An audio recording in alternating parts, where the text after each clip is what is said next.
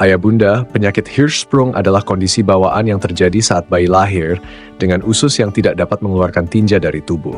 Kondisi ini berbeda dengan sembelit konstipasi biasa, karena pada Hirschsprung, sebagian usus tidak memiliki sel saraf yang diperlukan untuk mendorong tinja melalui saluran pencernaan. Pada sembelit, usus sebenarnya masih memiliki kemampuan untuk bekerja, namun tinja mungkin keras atau sulit keluar. Sementara pada Hirschsprung, pergerakan usus yang dikenal sebagai peristaltik terhenti di area tertentu karena kurangnya sel saraf sehingga tinja tidak bisa keluar sama sekali.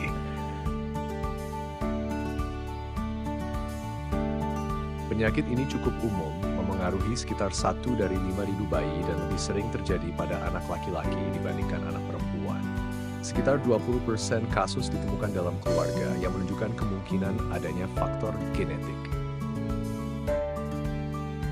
Saat janin berkembang, sel saraf yang disebut sel ganglion bergerak turun ke usus kecil dan usus besar.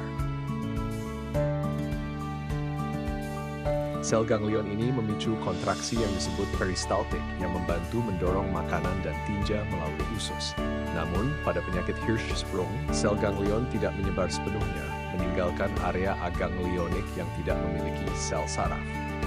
Akibatnya, 2 hal terjadi. Pertama, area aganglionik dan saluran anus tidak bisa rileks, menyebabkan tekanan yang terlalu tinggi.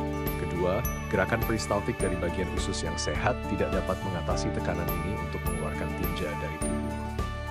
Biasanya, kondisi ini memengaruhi bagian bawah usus besar. Namun, pada kasus langka, seluruh usus besar atau bahkan sebagian usus kecil bisa terpengaruh. Setelah bayi lahir, tinja mulai menumpuk, menyebabkan perut bayi membesar.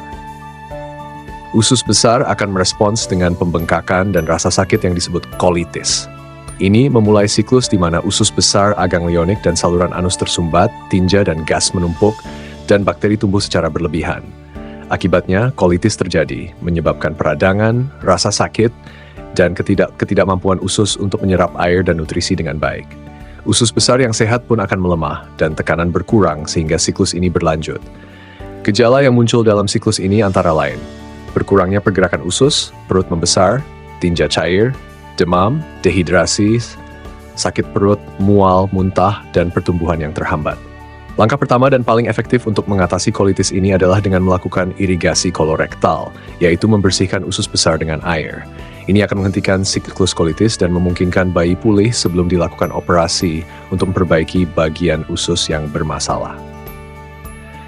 Ayah bunda, apabila melihat gejala-gejala seperti perut bayi yang membesar, kesulitan buang air besar, muntah, atau penurunan berat badan, segera konsultasikan dengan dokter spesialis bedah anak. Penanganan yang cepat dan tepat sangat penting untuk mencegah komplikasi yang lebih serius dan memastikan kesehatan optimal bagi si kecil.